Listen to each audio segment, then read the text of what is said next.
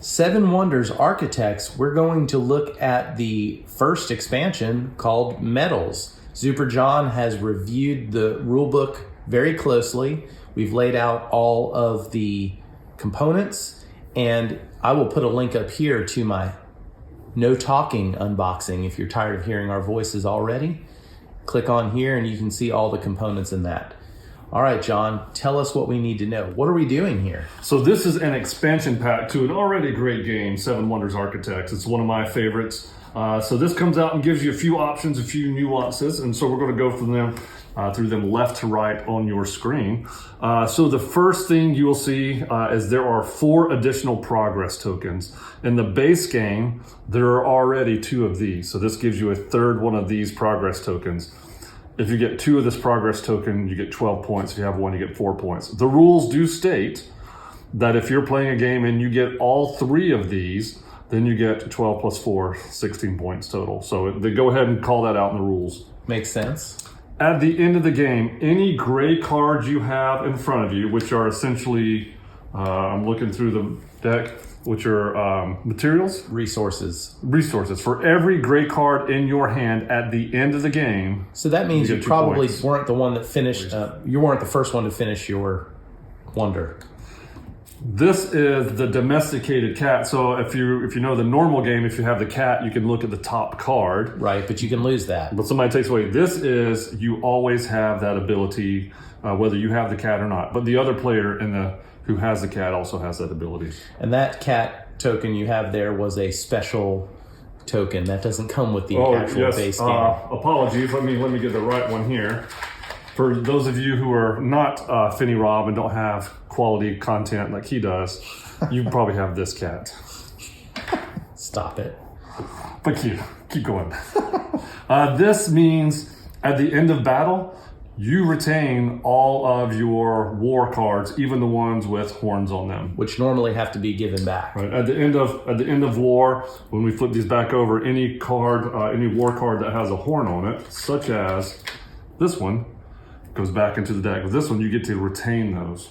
So that's going to help you out in future battles. I mean, if you have that and lock in a couple of the double horns, you're looking at 3 points every time war happens from both sides. You're ready for war. This is a very war strong token. And there's one of the original civilizations is definitely war oriented.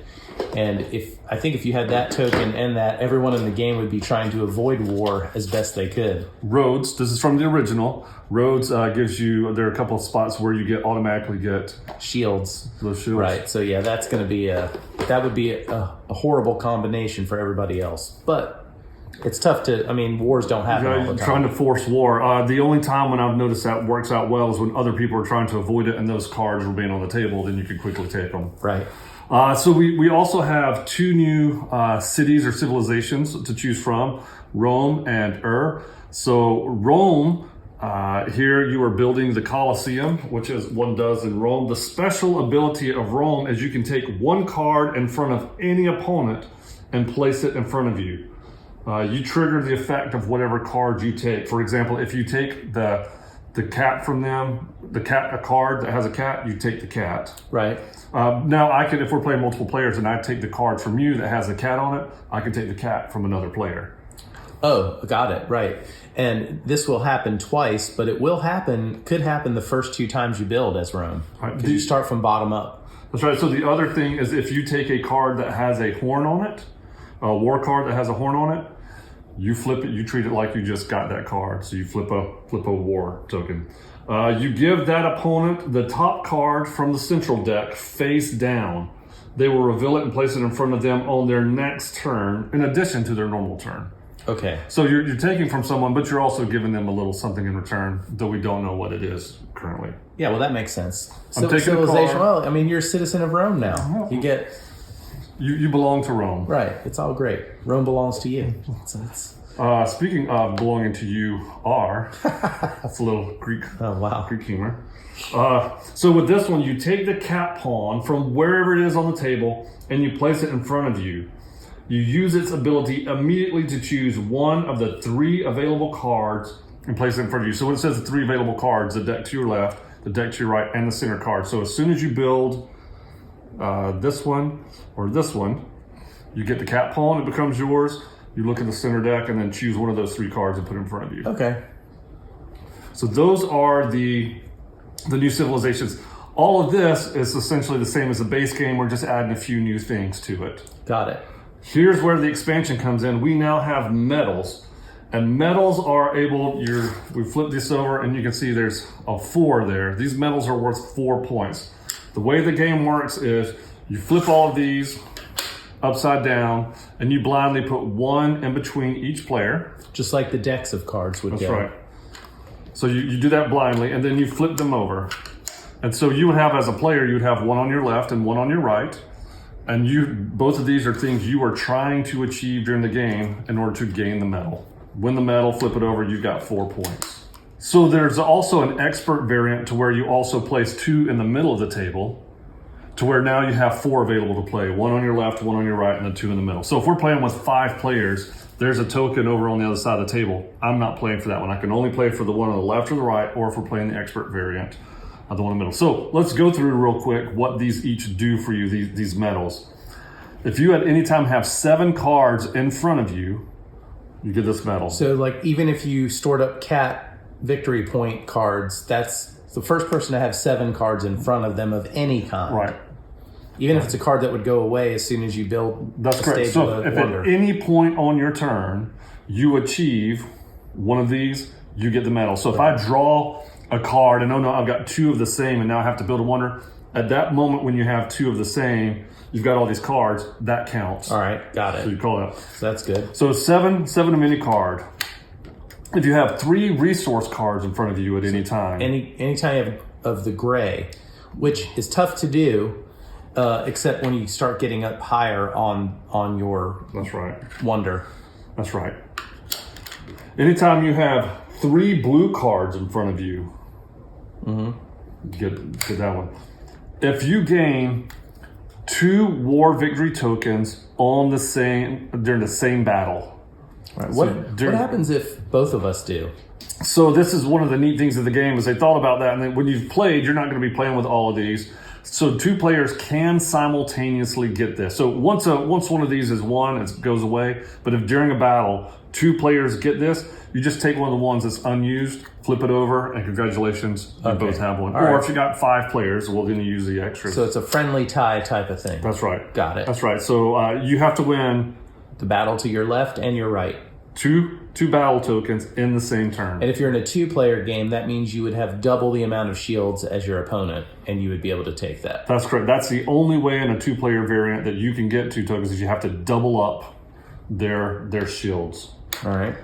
This one, pretty self-explanatory. You have to have 1 of every color card in front of you. You have to have a green, a yellow, a blue, and a red. Yellow is gold. Right.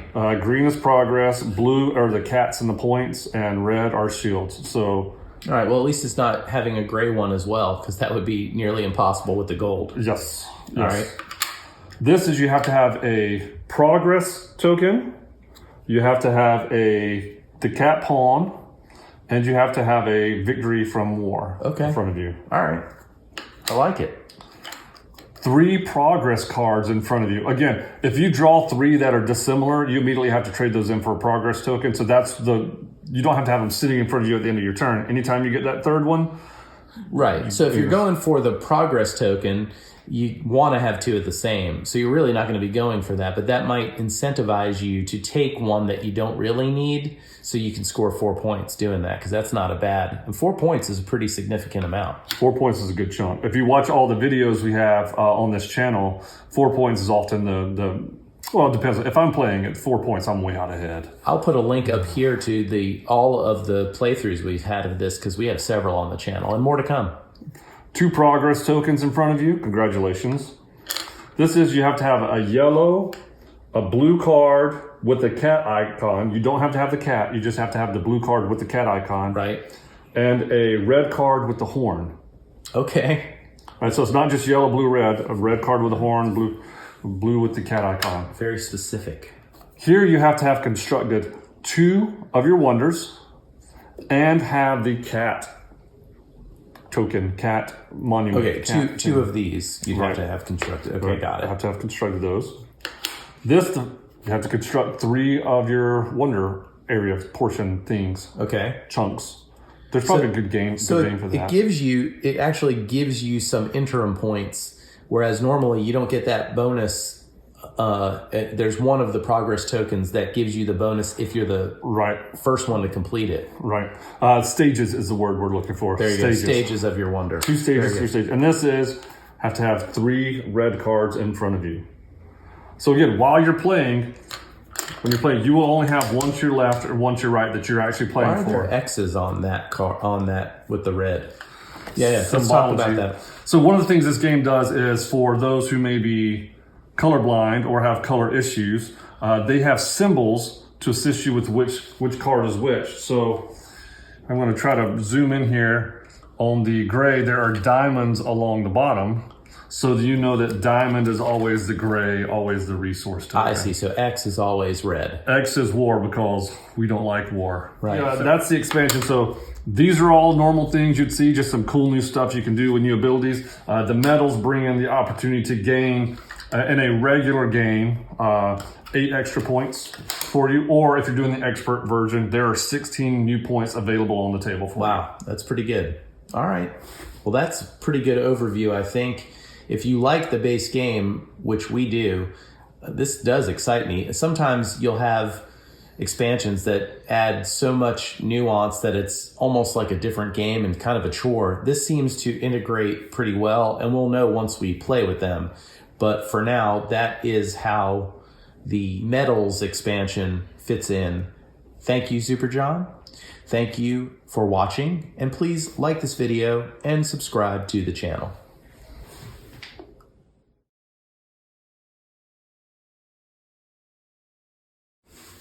Hey, Super John, what about the rulebook font? Is it big enough for you? Can you see it? You know, so I'm going to sit down and look at this is the original rule book. Looks like they go through a Times New Roman Calibri style font. I'm not completely sure. Did they change anything?